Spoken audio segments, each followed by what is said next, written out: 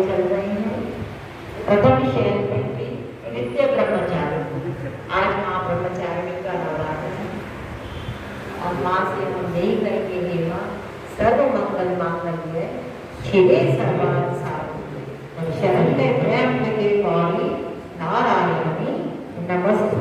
हे माँ सबका मंगल करो, सबका मंगल करो, ऐसी हमारी माँ के चरणों में प्रार्थना है। आए मानस की प्रसंग चले, मानस में उत्तर अंतिम पड़ाव में हम सब चल रहे हैं।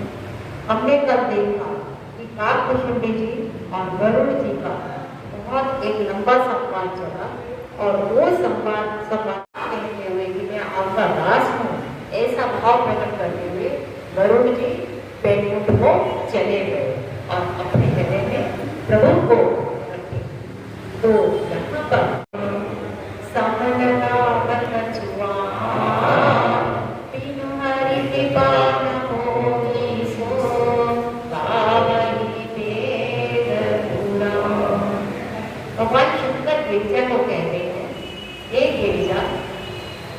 जब भी कभी किसी के जीवन के संशय आएंगे, कुछ प्रश्न आएंगे, कुछ परेशानियां आएंगी, मोह उनको सताएगा, तो इस सब की जो निवृत्ति होगी वो संत के समागम से ही होगी। और जिसका बहुत सुंदर उदाहरण गरुड़ जी के जीवन से, चाहे गरुड़ जी भगवान के ही वाहन है, लेकिन पास रहेंगे भी और पास वालों को ज्यादा मोह हो जाता है, ज्यादा भ्रम हो जाता है।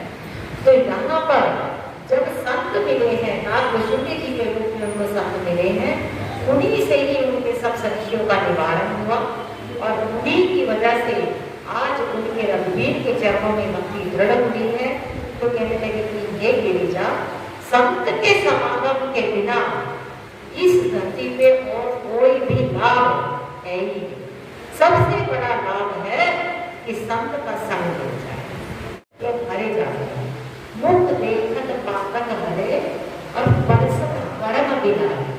संत एक बार अगर हमें आशीर्वाद दे या छू दे तो हमारे जितने भी कर्म हैं वो सब के सब खत्म हो जाते हैं। मुक्त देखत पाकत हरे परसत कर्म बिनाए।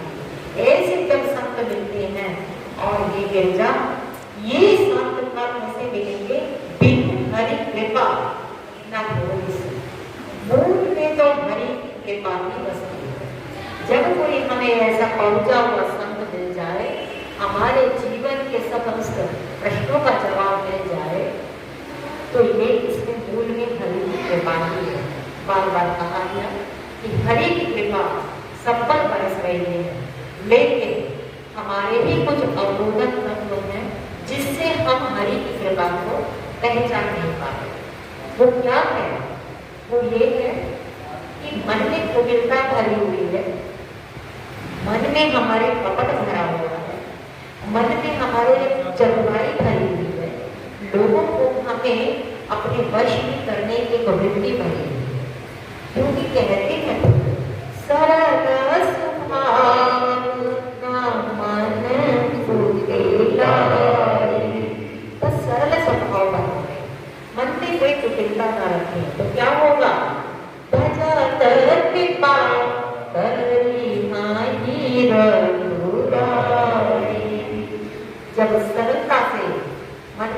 कीर्तन हटाकर भजन करेंगे तो कृपा जो प्रभु की हो रही है वो हमें अनुभव में आनी शुरू हो जाएगी। क्यों? निर्मल मन जन सोई पावा, मोहि कपट छल छिद्र नावा। जीवन को आनंदित बनाने की समस्त कुंजियां मानस में पड़ी है और ताला बहुत बड़ा होता है जिससे पूरा का पूरा मकान बंद हो जाता है। जब तक वो छोटी सी कुंजी उसमें नहीं लगती, ताला नहीं खुलता, तो हमारा उस मकान में प्रवेश नहीं हो पाता। इसी तरह शास्त्रों ने छोटी छोटी हमें कुंजियां बताई हैं हमारी जो जीवन की ग्रंथियां हैं उनको खोलने की। वो कोई भी अगर एक कुंजी लगकर हमारी ग्रंथि खुल जाती है तो हम भी गरुड़ जी की तरह अपने जीवन को विकास और धन्य मान सकते हैं। बड़े भाग से मिलता है और वो कभी मिलता है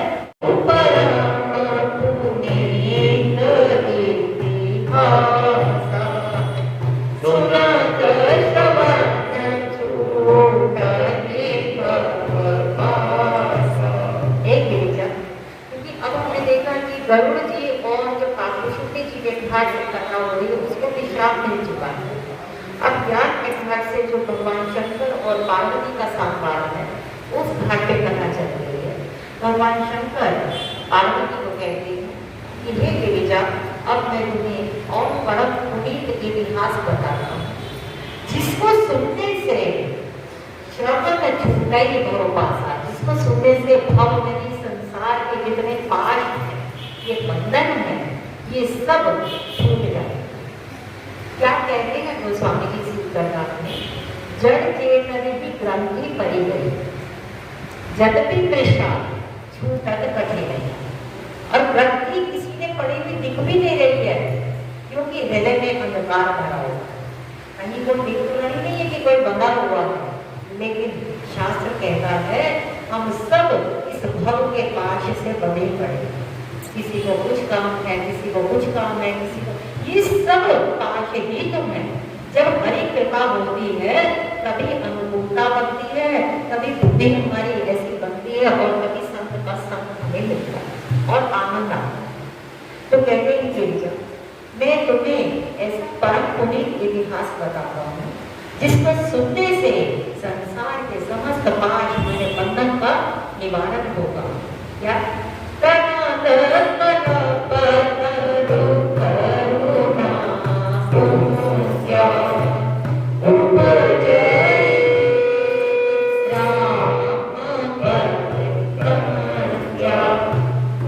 इतिहास कैसा है? कल्पतरु में जो कल्प वृक्ष इसको बोलते हैं, जिसके नीचे बैठकर कुछ भी मांगने की भी जरूरत नहीं होती है, अपने आप ही सब कुछ मिलना शुरू हो जाता है।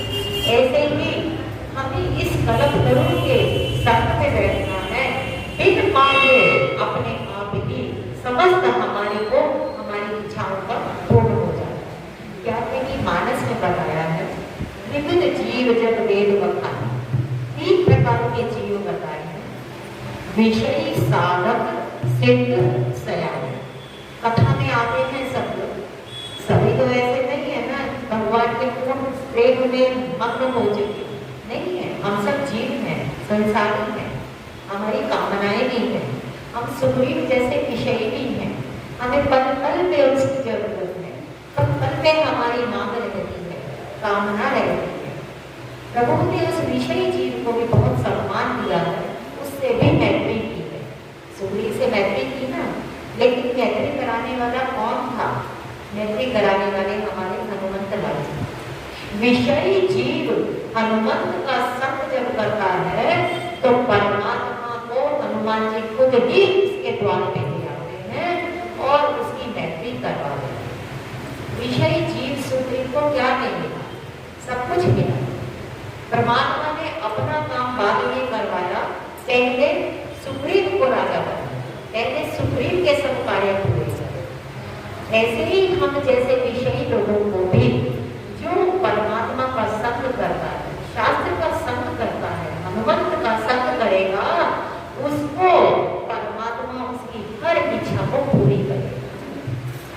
दूसरा यहाँ पर विषयी साधन, साधक जो है यहाँ पर मानस के न्याय पे हम देखें तो विभीषण जी साधना करते हैं, राम नाम जपते हैं, वो अपने घर में राम राम नहीं सुने रहते। जो अपने हृदय में अपने घर में रहते हुए भी राम राम जपता रहेगा तो कभी ना कभी राम जो है ना अपने दूत को उसके पास भेजेगी देगा। और ऐसे ही विभीषण को तो पता भी नहीं था कि कौन है, और हनुमंत लाल जी चित्र रूप में विभीषण के सामने विधा बताई है। एक तो संत का संग रखा, विषयी जीव ने संत का यानी हनुमंत लाल जी का संग रखा तो परमात्मा का संग मिला। साधक विभीषण ने राम राम जपता, क्योंकि साधक जो होगा वो राम को जपेगा, विषयी से राम राम हर समय नहीं जपा जाता। विषयी जपने की वृत्ति अपने संसार में रहती है, लेकिन अगर वो सदगुरु का हनुमंत का संग रखता है तो भी परमात्मा उसको प्राप्त हो जाते हैं मानस के न्याय से। विभीषण जो साधक है, साधक राम राम जप रहा है, लेकिन अभी इसको पता नहीं है कि कैसे परमात्मा है, लेकिन करुणा प्रभु की पूर्ति है और वो अपने दूत को भेजते हैं। तो वहाँ हनुमंत लाल जी, वहाँ पे भी भूमिका में हनुमंत लाल जी ही है, उन्होंने उसको बताया। उन्होंने कहा मैं बिना राम राम जप रहा हूँ, प्रभु तो मुझे दर्शन नहीं दे रहे, प्रभु तो मुझे, मैं कैसे जीवन जी रहा हूँ, मैं प्रभु तो नहीं मुझे मिल रहा है। और यही हम सब की व्यथा होगी, हम इतना सब कुछ कर रहे हैं, इसके बावजूद भी वो जो अनुभूति जो आनंद हमें मिलना चाहिए वो नहीं मिल पा रहा है। तो वहाँ पर हनुमंत लाल जी बहुत सुंदर कहते हैं कि आप राम राम जप रहे हो लेकिन राम का कार्य नहीं कर रहे। जिस राम की स्त्री को ये राम यहाँ पर लेकर आया है, आप उस राज दरबार के मंत्री हैं, आपने जाके क्यों नहीं समझाया? क्यों?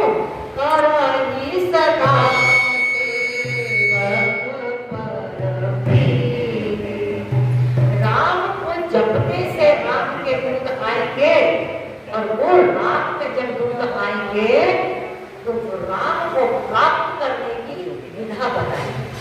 और विधा क्या है कि तुम्हें बहुत जपा है, अब तू कुछ राम का ताज भी। तो ये साधक के लिए शिक्षा है कि राम नाम जपो और राम नाम के साथ राम का काम भी करो। तो विषयी साधक और सिद्ध कौन है? यहाँ पर अगर हम देखें तो मानस के न्याय में सिद्ध यहाँ पर केवल है। केवल जो है निष्केवल प्रेमी भक्त है प्रभु का, और उसको कुछ भी नहीं चाहिए प्रभु से। वो तो क्या कहता है कि मैं अपनी छोटी सी, मेरी छोटी सी है नाम तेरे जादूगर काम, मुझे डर लागे राम, कैसे बिठाऊं तुम्हें नाम में। लोग कहते हैं आप आइए प्रभु हमारे यहाँ पर बैठिए, हमारे पास आइए, और केवल कहते हैं नहीं नहीं मैं कैसे बिठाऊं तुम्हें अपनी नाम में। क्यों? तूने पत्थर से नारी बनाई, तूने पत्थर से नारी बनाई, और मेरा यही तुझे नाम, मेरे प्रभु श्री राम, कैसे बिठाऊं तुम्हें नाम। केवल तो कोई कागज नहीं है। और वाल्मीकि जी कहते हैं कि चाहे प्रभु कछु तुम संग सहज सने। जिसको सहज सने होगा प्रभु के प्रति, उसको कुछ चाहिए नहीं।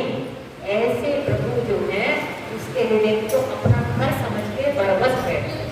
और हम सब जानते हैं केवल ने जो जो कंडीशंस रखी हैं, पुनरावृत्ति क्या करूं, सबको पता है, वो सब के सब प्रभु ने माने हैं और उसके बाद आनंद कर रहे हैं। तो यहाँ पर विषयी साधक सिद्ध सियाने विदित जीव जग वेद।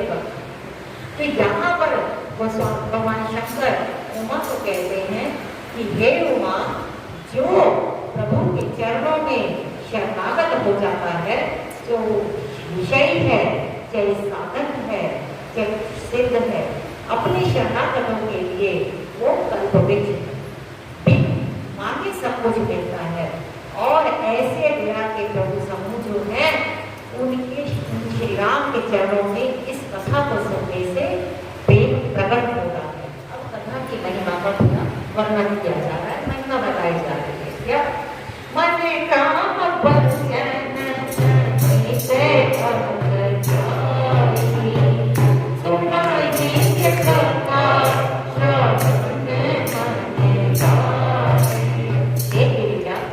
जो इस कथा को मन लगाकर सुनता है, मन का बहुत बड़ा एक रोग होता है। मन जहाँ पर मन की खूबसूरती भी है, क्योंकि ये कृष्ण ने अपनी विभूति भी बताया है गीता में, मन एक ही जगह लगता है। या तो वो संसार में लगेगा, मतलब वो एक ही जगह, एक समय में दो जगह नहीं लग सकता। और मन जो है ना, वो रसिया है, उसको रस चाहिए। संसार में रस मिलता है तो संसार में डूब जाता है, प्रभु के नाम में रस मिलेगा तो प्रभु में डूब जाएगा। ये मन की खूबसूरती है। इसीलिए भगवान शंकर कहते हैं, हे गिरिजा, जो व्यक्ति इस कथा को मन से हुए पाप, कर्म से हुए पाप, वचन से हुए पाप, वो सब पाप जो है कथा सुनने से, मन लगाकर कथा सुनने से हमारे खत्म हो जाए। तो कितना तो पक्का हो गया कि राम कथा हमें रोज मिलती है सुनने को। अगर हम मन लगाकर सुने तो हमारे जो डेली के पाप होते हैं, पाप सिर्फ यही नहीं होता है कि किसी का धन चुरा लिया या किसी को मार दिया। पाप वो भी है कि किसी को हमने कठोर वचन कह दिए, किसी को इशारों से ही हमने ऐसी दृष्टि से देखा और उसके अंदर तक हमने तीर चला दिया। ये सब पाप है। और कभी ना कभी हम सब जीव हैं, संसार में हैं, हमसे ये कभी ना कभी जाने अनजाने में रहता ही है। तो हम जैसे कलयुगी जीवों के लिए शास्त्र ने अंत में यही बताया कि हम रोज के जितने भी करते हैं क्रियाकलाप, जो भी हमारे उसमें, अब रसोई बनाते हैं, कुछ भी छोटी कीड़ी है, जानवर है, कुछ भी है, पता नहीं कितने अपराध हो जाते होंगे हमसे। तो ये जितने भी अपराध हैं, जो हम मन लगाकर नित्य प्रति कथा करेंगे तो ये हमारे समस्त पाप साथ के साथ खत्म होते जाएंगे। क्यों? क्योंकि सकल लोक जग ये कथा मिलती है, ये गंगा है। गंगा जैसे पाप हमारे हरती है, गंगा जी की दूर है, हर समय को हमारी द्वार नहीं जा सकते। ये साक्षात प्रभु की कृपा से गंगा हमारे ही आंगन में आई है और जिसमें हम रोज स्नान करें, हमारे पाप जो है सब नष्ट होंगे। आगे कहते हैं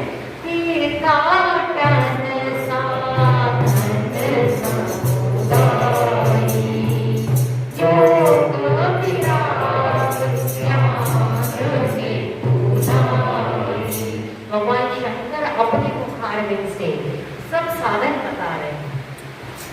तीर्थाटन, तीर्थों में जाना, वहां पर हम कहते ना रामेश्वर जाएंगे, सब तीर्थों में जाएंगे। तीर्थों की महिमा है और तीर्थों में जाकर हमें वो भाव आना ही चाहिए। लेकिन यहाँ भगवान शंकर कह रहे हैं ये सब साधन है। तीर्थाटन साधन समुदाय, योग कर लो, जीवन में वैराग आ जाए, ज्ञान की निपुणता आ जाए। नाना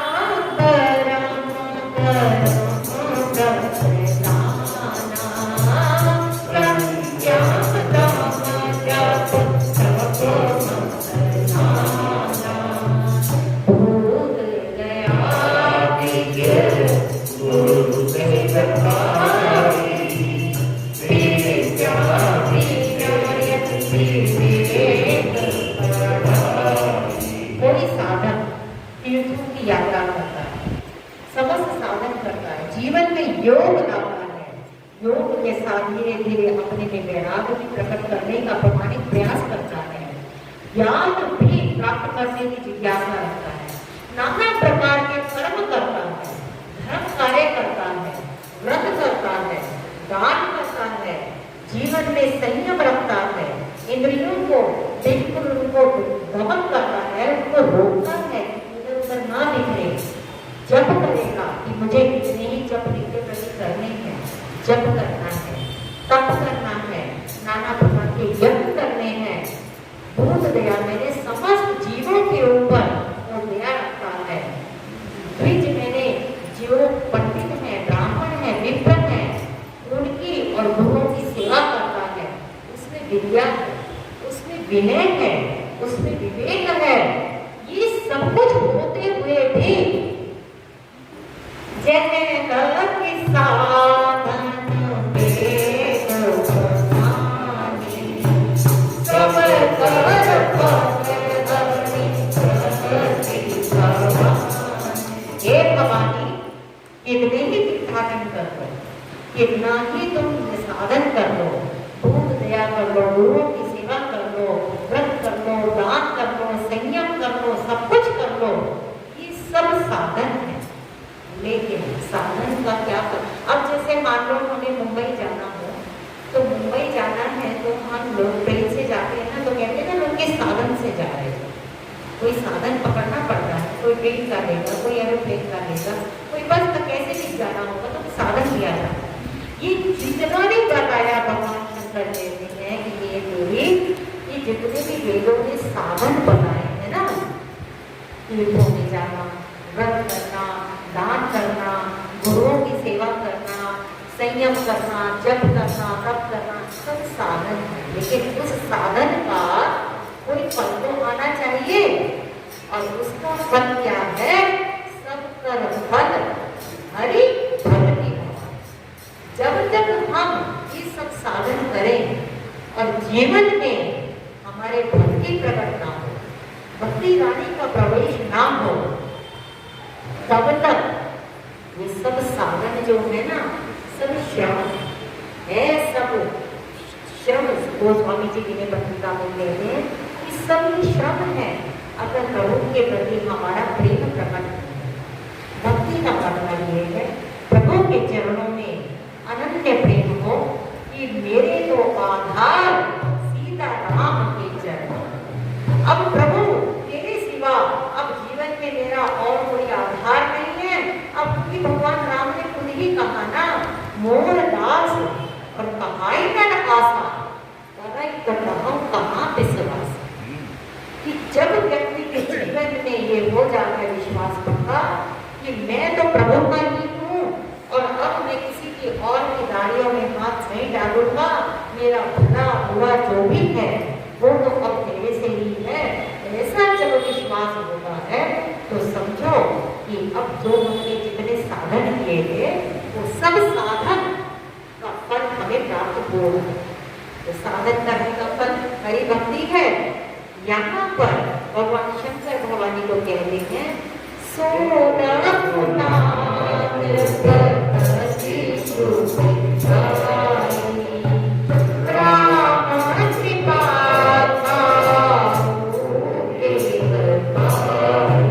जितने साधन वेद ने सब बताए हैं, जिसका भी हमने वर्णन किया, ये सारे के सारे साधन का जो फल मिलता है वो हरि की भक्ति में।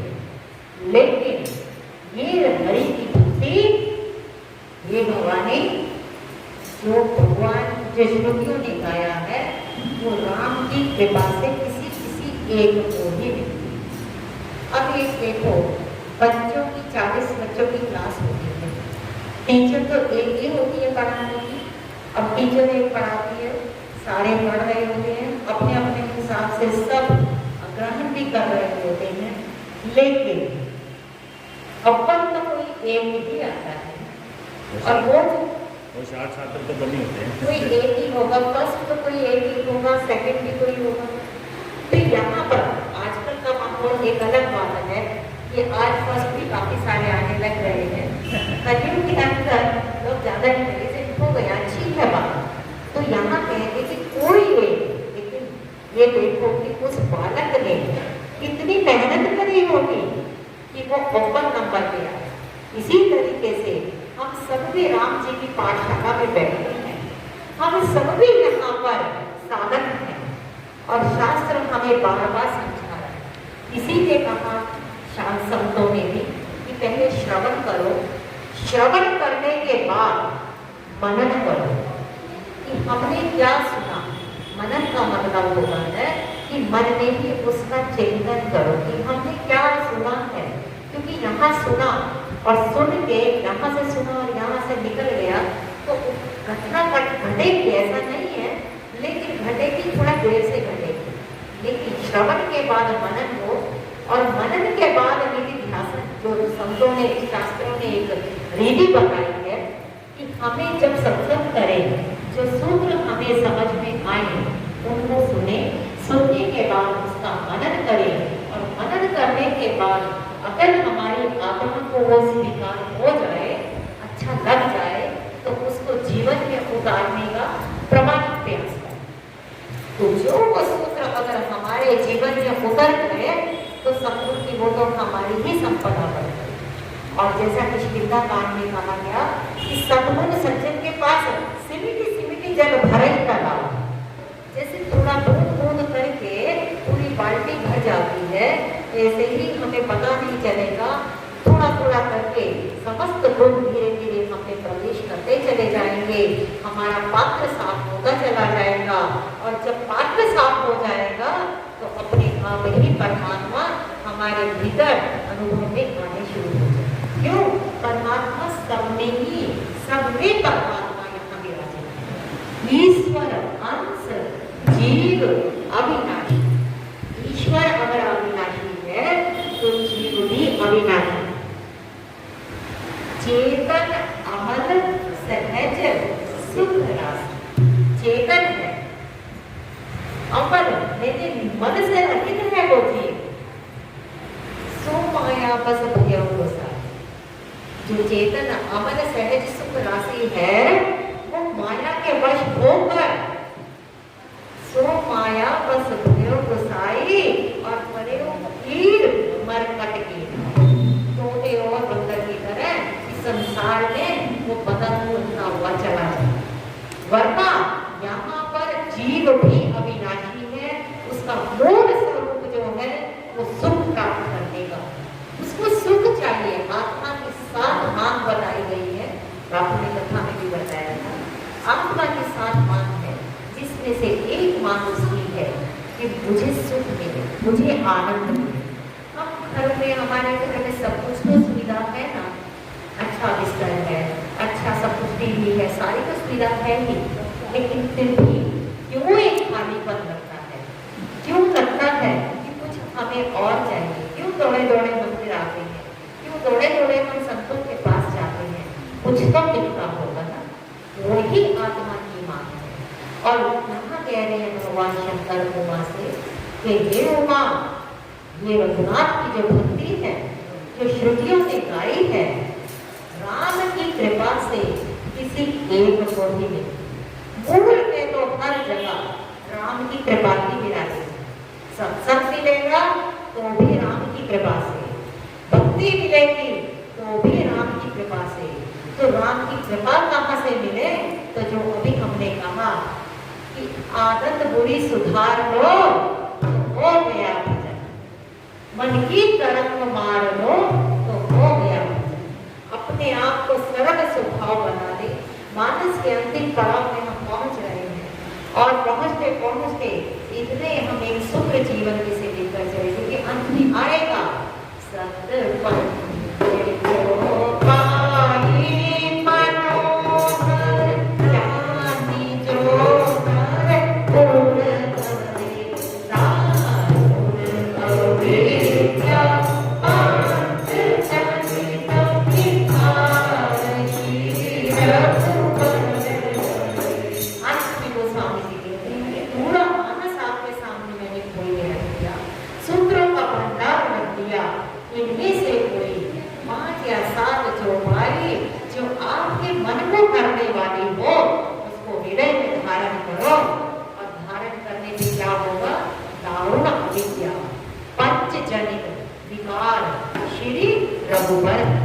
समस्त विकार हमारे जीवन के हट जाएंगे। मानस में अगर जितने भी हम लोगों ने सूत्र सुने, जो भी हमारे कोई एक चौपाई की बात को ऐसा बोलते हैं कि मानस की प्रत्येक चौपाई अपने आप में एक मंत्र है। किसी भी एक चौपाई को आप ले लो और अपने जीवन का आधार बना लो। क्यों? मंत्र महामणि विषय ज्ञान से मेटत कठिन कुमंत्र भाव। जन्म जन्म से पता नहीं कैसे कैसे हम कर्म करके आए हैं, क्या अपने भाव में क्या मौत दिखाकर आए हैं। वो तो दिखा रहे हैं ना, कुछ कर तो सकते नहीं। ये जो मंत्र है, राम कथा की जो चौपाइयां हैं, जो इसको गाएगा वो यहाँ पर ऐसे हमारे द्वंद जो है भाल में लिखे हैं उनको हटा दे। तो अपने जीवन में सुख लाना है, अपने जीवन में आनंद लाना है, प्रभु के चरणों में भक्ति लेनी है, तो भगवान शंकर उमा को बताते हैं कि हे पार्वती, हे भवानी, कथा का आनंद लो। क्यों? मुनि दुर्लभ करि मंगली कर, आवरि बिन केरवा, ये है कथा निरंतर, सुनहि माने विसुरवा। दो तीन बातें बता दी हैं भगवान शंकर ने कि मुनियों को भी जो दुर्लभ है भक्ति, मुनियों को भी जन्म जन्म मुनि जगत कराए अंतराम भगवान। जन्म जन्म मुनि जगत करते हैं, करके अंत में भक्ति प्राप्त हो, ये कोई पक्का नहीं है, क्योंकि उसकी कृपा बरसती है तभी भी। कहते मुनि को भी दुर्लभ हरि भक्ति, ये सब इंसान को, नर को बिना ही प्रयास के प्राप्त हो सकती है। क्या? इस कारण जी यही कथा निरंतर निरंतर कथा सुनहि मानी विश्वास, विश्वास करके निरंतर जो ये कथा सुनेगा उसको बिना ही किसी प्रयास के, जितने ये साधन ऊपर बताए हैं, कोई साधन करने की जरूरत नहीं, बस कथा में आओ, बैठ जाओ, विश्वास करो।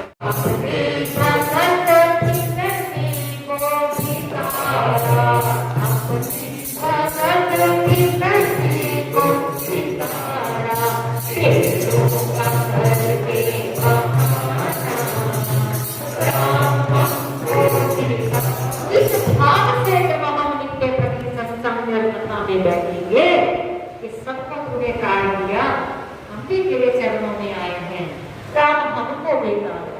तो प्रभु अपने आप ही सुनेंगे और बस यही बताए कि ये विश्वास, कहते विश्वास के बेड़े का, मानो तो मैं गंगा मानू, ना मानू तो बहता पानी। विश्वास से क्या क्या नहीं होता है। तो यहाँ पर स्वामी जी भगवान शंकर के मुखारबिंद से कथा की महिमा का गान हो रहा है, अंतिम पड़ाव में पहुंच चुके हैं। आगे का जो पूर्णाहुति होगी वो पंडित जी आगे करेंगे। तो हरे रामा